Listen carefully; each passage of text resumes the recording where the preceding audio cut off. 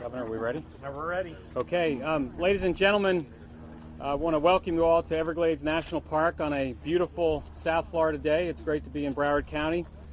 I want to thank the nonprofit organizations, the environmental and conservation groups that are here with us today. Appreciate your support and your efforts. Florida has endured toxic blue-green algae in Lake Okeechobee and in our coastal estuaries for too long. We've suffered from red tide along our coasts. We've seen dead seagrass in Florida Bay. Millions and millions of Floridians have said enough. They've said it loud and clear. And today they have a governor who has heard them, who stands ready with them, who has planted a flag in the ground to say it is this generation, it is our time to solve these water quality challenges. It is this generation that will restore America's Everglades, the water supply for over 8.5 million Floridians. It is this governor that on day 2 in office outlined a bold vision for our environment and our Everglades. And now, less than 3 weeks later, we're here today to hear of another bold vision as it relates to the budget. We're delighted to have Governor DeSantis and the First Lady here with us. We are delighted to be standing with the governor as he takes on this incredible task. This is a journey that will not be accomplished overnight, but is one that will rally millions across this state to send a clear message to the legislature that we stand with the governor and we support his recommendations. We must do it, and we must remain vigilant in seeing it occur. So, Governor, on behalf of millions, we thank you for your leadership, your dedication to this issue, to restoring the Everglades, to building a reservoir south of Lake Okeechobee, and to ensure that generations to come will have clean water that is desperate for Florida's economy. It is now my privilege to introduce the Secretary of the Department of Environmental Protection, Noah Valenstein. Noah? Thank you, Eric. It's a great privilege to serve as Secretary for the Department of Environmental Protection.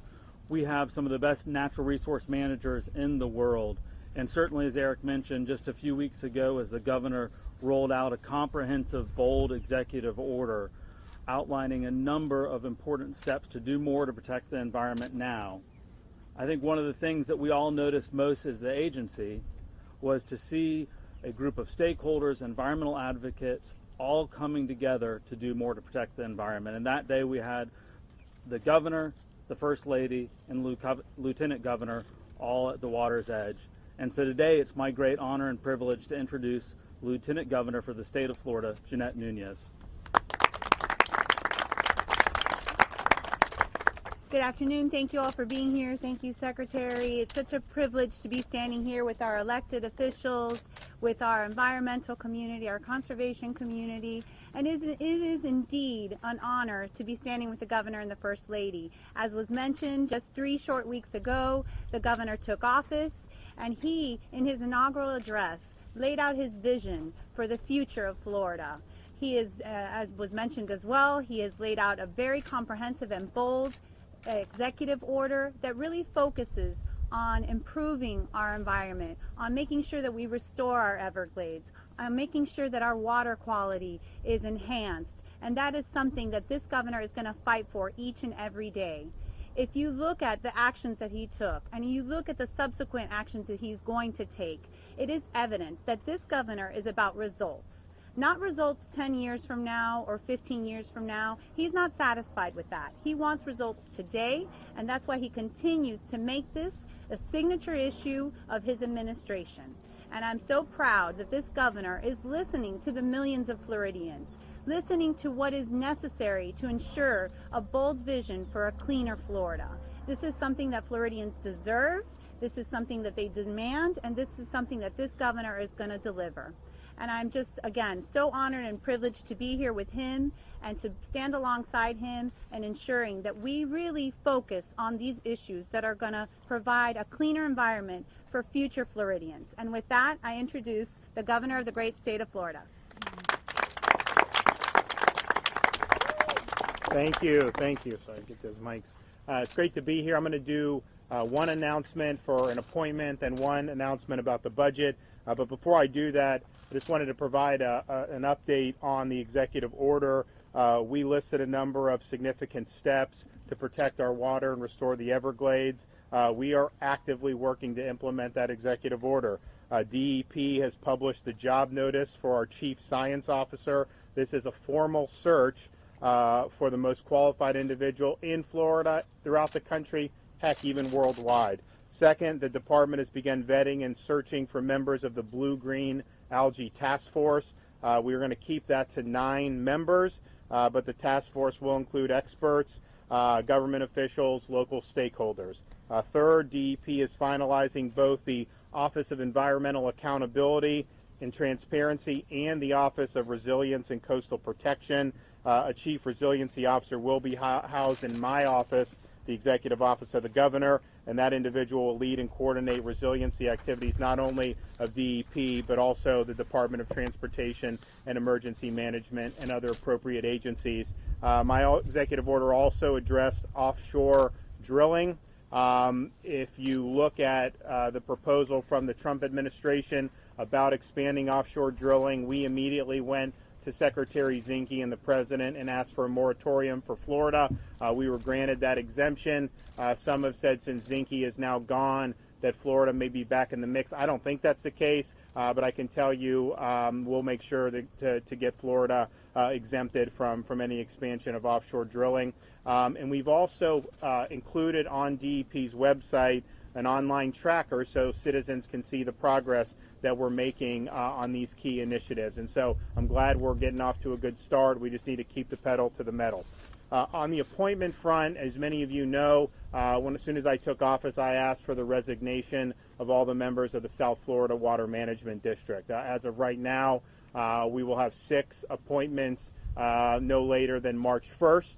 And obviously, you know, we think that we need a fresh start for the entire board, and we're going to be working with that. But I think these appointments are important because I think you have to have people that understand the way the water quality affects the residents of South Florida, affects the economy, affects so many things that go on down here. And so today, I'm pleased to announce that I would like to appoint as one of those board members, Alligator Ron Bergeron.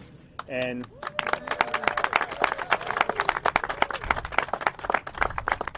I don't think, for people that have been around in these parts, I don't think anyone could ever question Alligator Ron's credentials about Everglades restoration. It's not something that he believes in, it is, but it's something that he's really lived. He knows this issue better than probably anyone I've ever met, and I've talked with him at length for hours and hours about what we need to do. So I think on the district, Ronnie obviously will do a good job. He'll understand what is best for the folks, but he'll really be a leader that other board members can look to, and really agencies and people throughout the state.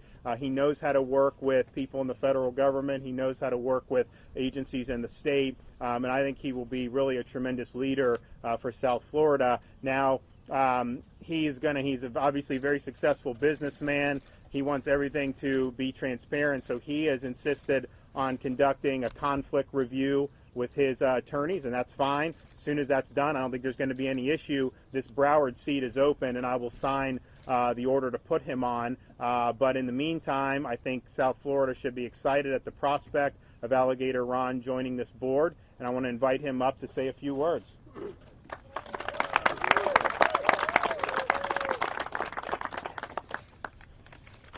Well, thank you, Governor, and I want to thank you for this great honor, and I'm very humble about it.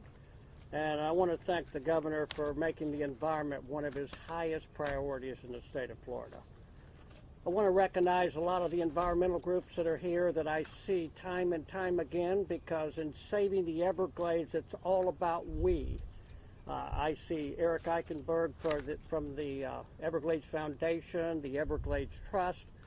I see all the Gladesmen that have lived their life out here. I see a lot of people, because it's all about we. The You know, I remember being here about 72 years ago, which I'm telling my age, as a little boy that got in an airboat with his grandfather, and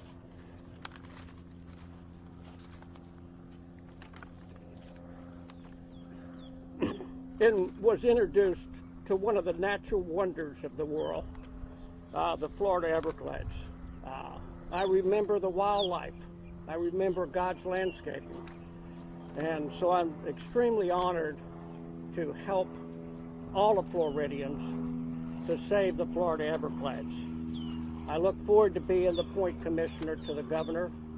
I look forward to doing a general review of everything we've done for the past 18 years and making sure any missing link to get the benefits of the money we've spent since 2000, entering into the largest restoration in the history of the world, to make sure that we get short-term benefits from those improvements. I look to evaluate the hot spots, the algae blooms that are in Lake Okeechobee. It's important to 8 million people, to our quality of life, that we save our environment, and it's important to economical growth and jobs, because water is the most valuable thing on this planet. And I am extremely honored, and I want to say this: if we can send someone to the moon in a rocket ship, we ought to be able to save our planet. So I'm extremely honored, and I want to thank the governor for this great opportunity, and I look forward, because it's all about we to make a difference for all Floridians. Thank you, Governor.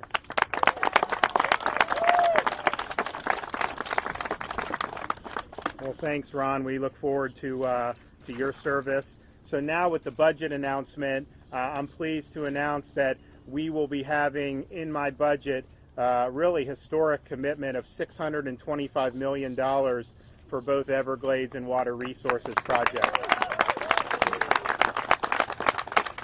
This is step one at getting to $2.5 million over the next 4 years, which would represent a $1 billion increase over the previous 4 years. Of course, of the 625, there's a huge proportion of that for Everglades restoration, over $350 million. This level of funding will put Florida on track to complete the C-44 reservoir and stormwater treatment area, the C-43 reservoir, and 20 additional projects over the next 5 years. These projects, all told, will be 672,000 acre-feet of storage and will remove almost 200,000 pounds of total phosphorus annually, which is obviously a major source of nutrient pollution. These projects, when combined with the necessary actions of the federal government, will significantly reduce discharges from Lake Okeechobee. And obviously we're working with the Army Corps for them to take more action in addition to what I'm doing. We're also including $107 million for the EAA reservoir, the new reservoir that was authorized in 2017 by the state and then by the federal government last year. That'll be south of Lake Okeechobee. We want the water to go south of the lake, clean it, send it south, stop sending it to the east and west, which is exacerbating all the blue-green algae. And that is $43 million. The amount I'm putting in, 107, $43 million above the annual $64 million that was earmarked for it. And because I don't want this to take forever, I want to go. I think there's a sense of urgency here. Lastly, the Department of Transportation will include $40 million in its work program to speed up and complete the final phase to raise the Tamiami Trail, which will restore the flow of more than 900 million gallons per day of water south.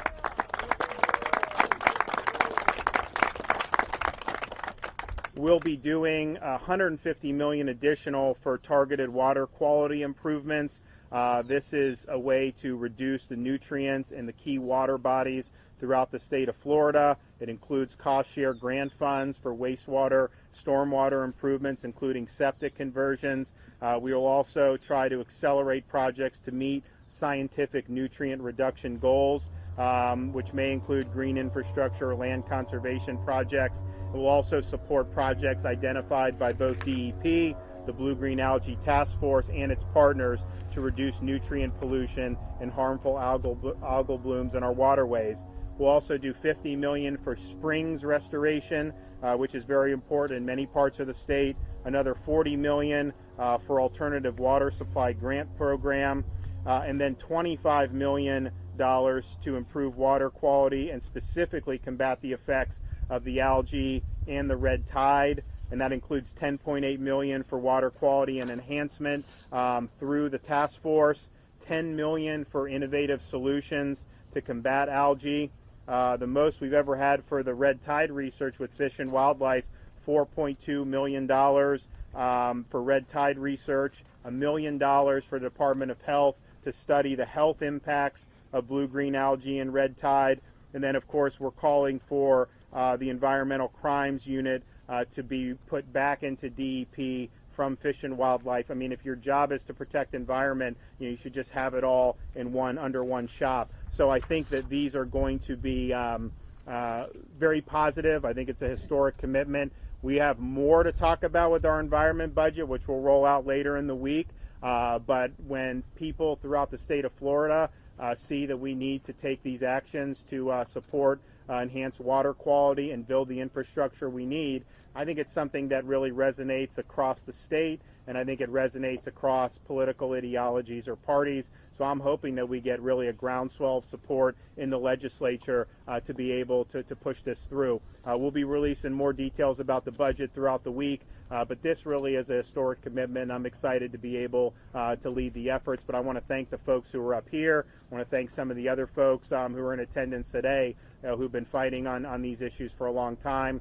I'm happy to take questions if Ronnie will take questions if anyone has any questions for us. Governor DeSantis, of that $625 million allocated, how much of that would have to come from the Amendment 1 fund? And can you also comment on the judge's ruling that So I don't think any of this is Amendment 1, right? The 625, the Florida Forever is in addition to what we're putting here. Isn't that right? There would be a mixture of 825 in the overall budget, but those details would roll out as the whole budget comes And out. basically what we've said with Amendment 1 is, let's use it for conservation, but I want to make sure the conservation is focused as much as possible on the water resources to help with that, because I think we just need to do it right now. And so that's something that we'll be rolling out some of the stuff with Florida Forever later in the week. Glenna? Can you talk about the Florida Water Management Board, the new appointments you're making, the old holdovers who won't leave? How do you see that going, practically speaking? Well, today I think is a really good day for Florida. We were on the other coast, on the west coast in southwest Florida. We appointed Chauncey Goss, who's very respected. He's from Sanibel. That's been ground zero for a lot of the algae blooms and the red tide. It's been very difficult for those communities. You've seen a lot of decline in tourism and fishing, and so this is something that's hit a lot of people and his neighbors, very personally. So I think he understands the issue. I also think he's got a good background in problem solving and making sure that we can actually develop good policy. Of course, Ron Bergeron, Alligator Ron, I don't think anyone would ever dispute his credentials on this. He just knows it. It's like, he was, raised in the Glades, and it's something that's in his blood. So I think he's going to be somebody that's going to be a great leader. And so I think the folks in Florida who've not necessarily been supportive of some of the things the board has done or have been frustrated that the board wasn't listening to them, you've got two appointments right now who I think are really going to take a broad view, and they're going to be listening to the people of Florida.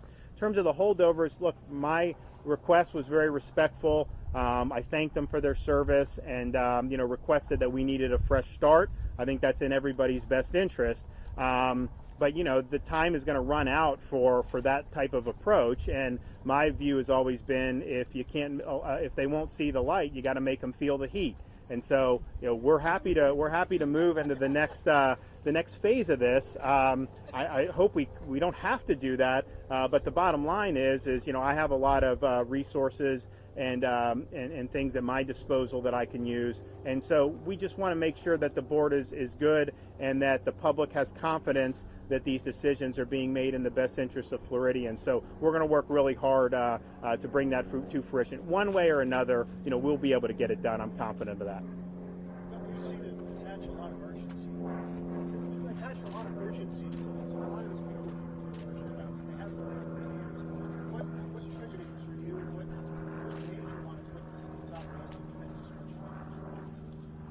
Well, I think we have to do it. I mean, I think it's just something that the people of Florida want to see. But I also think the failure to act jeopardizes our vitality as a state. If you look at what happened this past summer with the red tide in places like Southwest Florida, it wasn't just that it didn't look good. I mean, yeah, it didn't, but I mean, it had an economic effect. It had an effect on the quality of life. The algae blooms have had an effect on property values. And of course, the Everglades has been something we've been talking about for a long time. There have been steps taken, but I think people want to see this really brought to fruition. So I think if you keep your eye on the ball, if you marshal the support of the public, it's not easy, but I think you can get this stuff done. I've also been discussing what can be done in the short term with the federal government. I spoke with the president about the Army Corps, how they manage Lake Okeechobee. I believe if they manage the lake a little lower in the dry season, that may obviate the need to do some of the discharges in the summer months. And so President understood that, and I think that we're going to try to hopefully push something through to where President's telling the Corps, hey, these discharges have been very damaging. We don't want to see it. We also want the federal government and the Army Corps to move forward on the reservoir south of Lake Okeechobee. In the statute, there was a requirement that this safety review be done, I think it was like mid-January, and the Corps is like, oh, we can't possibly meet it. They were saying it's going to take forever. I've said, look, you guys got to get this done. And so we're going to be pushing on that. I understand not being able to do it by mid-January, but this can't drag on for forever and a day. So I think the Corps, that's the study, and it's already been authorized, so they shouldn't even be questioning whether it's a good idea or not. And then managing the lake. I mean, those are two things that the federal government can do, I think, to help us here. And of course, we're in a good spot now in terms of trying to get funding, because you have Senator Rubio is on the Appropriations Committee, and of course the President, this is his second home in Florida, so I think he's probably more sensitive to some of the environmental concerns that people have had down here just because of his history here. And then with me as governor pushing for this, we want to make sure that the federal government has a good commitment to these projects, and if we can get that, we'll be in really, really good shape. Thank you, guys.